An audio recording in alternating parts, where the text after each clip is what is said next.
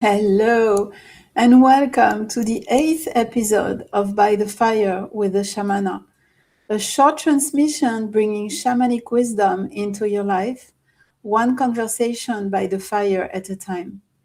It is intended as a form of medicine to heal, open perspective, and raise consciousness to help you regain more freedom and power over your life.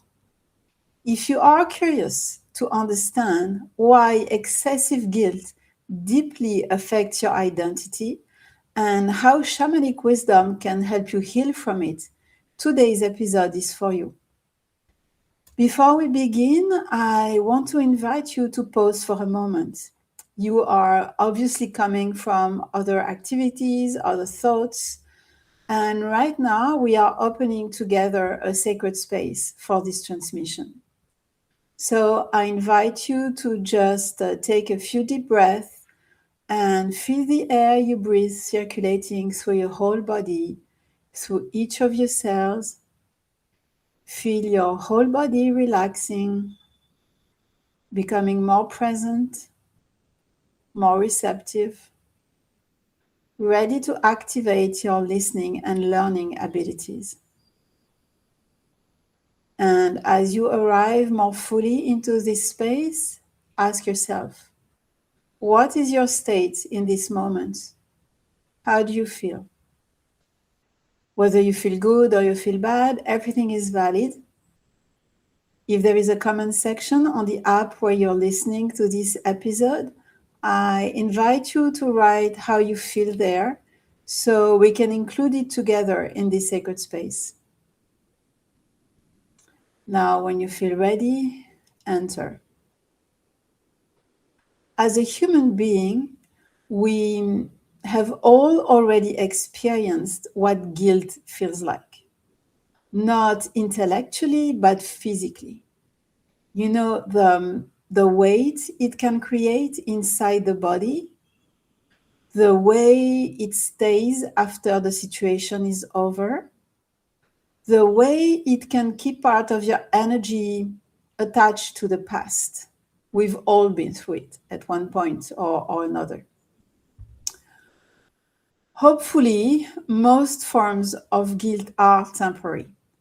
They are uncomfortable, painful, but they move through us.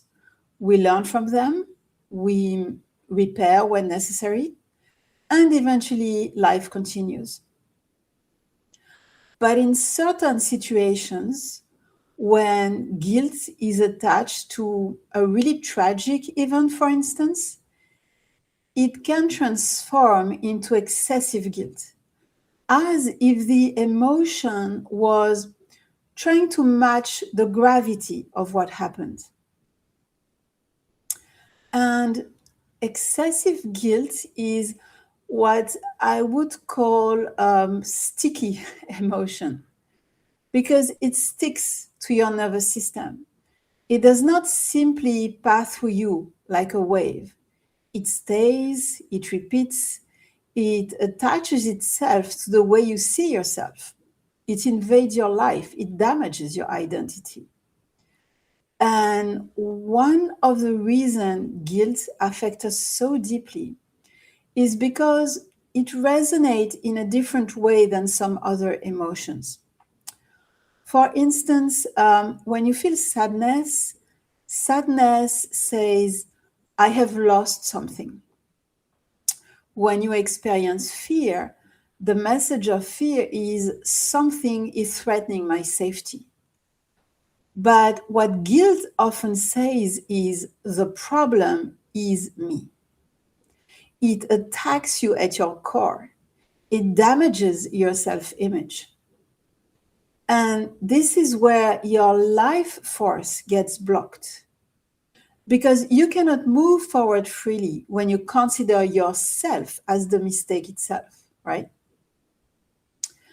And so when guilt stays for too long, it keeps you in self-punishment instead of responsibility, in shame instead of clarity. When something painful happens, the human mind immediately tries to understand what happened and regain a sense of control. Because the idea that I had no control or there is nothing else I could have done is extremely difficult for the nervous system to accept. And guilt sometimes protects the illusion that you could have repaired, that you could have saved everyone, that you could have prevented the situation or controlled the outcome. And it takes a certain level of inner maturity just to accept that you did your best, that there was no perfect solution, that life contains situations that are not fully under human control. Now, this is where the shamanic perspective becomes interesting. In shamanic wisdom, emotions are not viewed as good or bad. They are basically information. They are movement of energy carrying information about what is happening inside your inner world at a given moment. And from this perspective, no emotion is useless, not even guilt. Okay? The goal is never to suppress the emotion, and it is not to stay trapped inside it forever either. The goal is to understand what the emotion is trying to reveal. Because once consciousness enters the emotion, you regain the ability to decide what you want to do with it. Now, something else that is important to understand is that in many shamanic traditions, guilt itself is actually not a central concept. The idea is not you are bad. The idea is much closer to you became misaligned, or you broke an inner or relational harmony, which changes everything because the perspective is no longer I am bad, but rather something in my actions created imbalance. And from that perspective, the role of guilt is not endless self-punishment. Its role is awareness, responsibility, repair, and evolution. It was never meant to become a permanent inner prison. So the real question becomes, how do you repair? How do you restore harmony? How do you learn from it? How do you become conscious again? How do you return to the cycle? And this is also why in some ancient spiritual traditions, excessive guilt is actually viewed as another form of ego. Because endlessly punishing yourself does not repair the world. At some point, guilt becomes self-fixation. It becomes identity. It prevents you from fully returning to life itself. Almost like saying unconsciously, if it continues suffering long enough, or if the suffering continues long enough, maybe it will prove that I am a good person. But reality is prolonged suffering does not necessarily repair the damage. It doesn't help other people. It does not restore balance. What ancient traditions try to do instead is not erase responsibility. It is to transform guilt into awareness, repair, humility, wisdom, and embodied responsibilities. It's really about learning without remaining imprisoned. And when it becomes an identity, it can destroy the person as much as the original mistake itself. As in every episode now, I would like us to just experience this teaching together. Before we begin this exercise, just a quick reminder to use your judgment and to stay safe if you're driving or doing any activity that requires your full attention. Now, if you feel comfortable, I invite you to gently close your eyes for a moment and simply take a slow breath. Allow your body to soften a little. Relax your shoulders, your jaw, your face, and simply notice the space your body is occupying right now. There's nothing to judge or to change. The goal is just to observe with honesty and consciousness. Now, bring into your awareness a situation connected to guilt.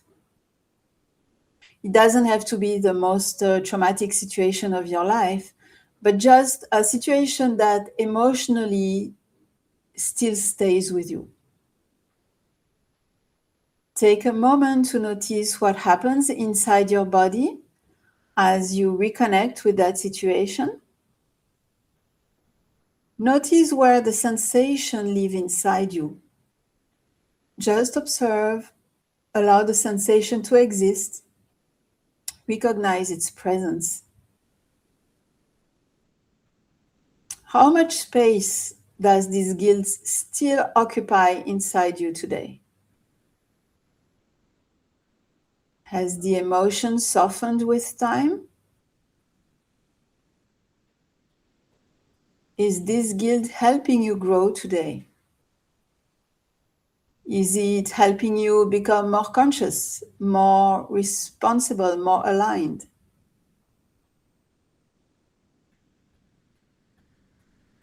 Or has it now become a form of self-punishment that simply keeps suffering alive inside you?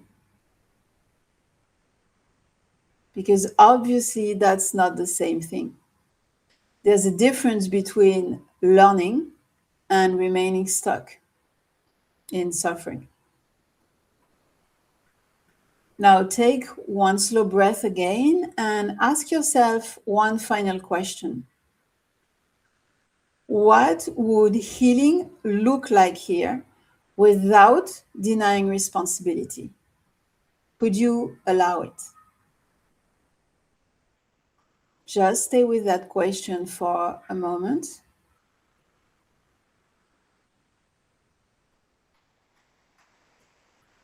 And if you feel the need to write what comes up inside you, allow yourself to do that.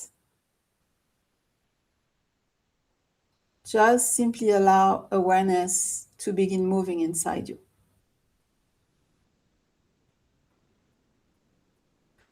As every week, I would like now to leave you with a simple integration practice to continue exploring this concept during the week ahead.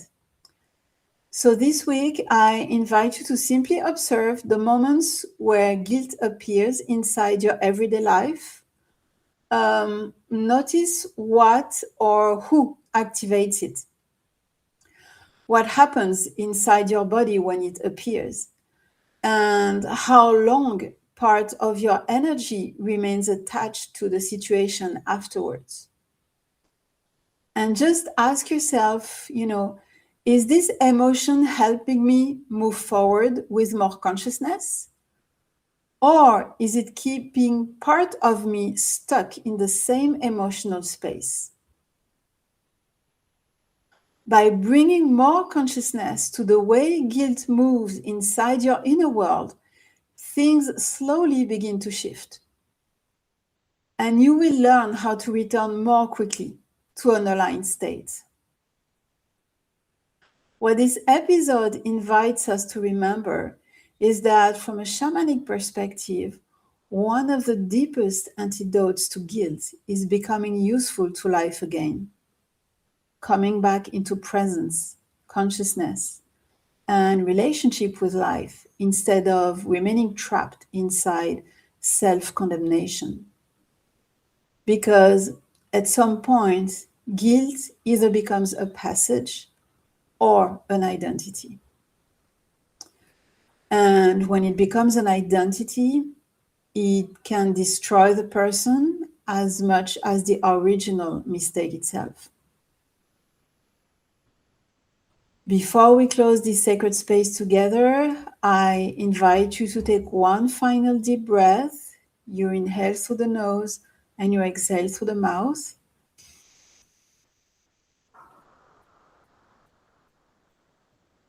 And you simply notice how you feel compared to the beginning of the episode. You can also take a mental note about what you want to take with you from this moment by the fire today. We can now close this sacred transmission space together. The journey continues within you. Walk gently, walk consciously, and remember, you are never walking alone. If the energy of this transmission resonated with you, I would be truly grateful if you choose to share it as you feel appropriate. Because every time this sacred space is shared, its energy continues to expand and reach the people who may need it most. You can also continue and deepen the journey with me on Substack. This is where I share Whispers from the Shamana, a weekly publication to nourish your deeper self and softly awaken the shaman within. The address is thedigitalshamana with an A at the end, .substack.com. Thank you truly for your presence here today, for taking this moment for yourself, and for stepping into this space. And I will see you by the fire again very soon.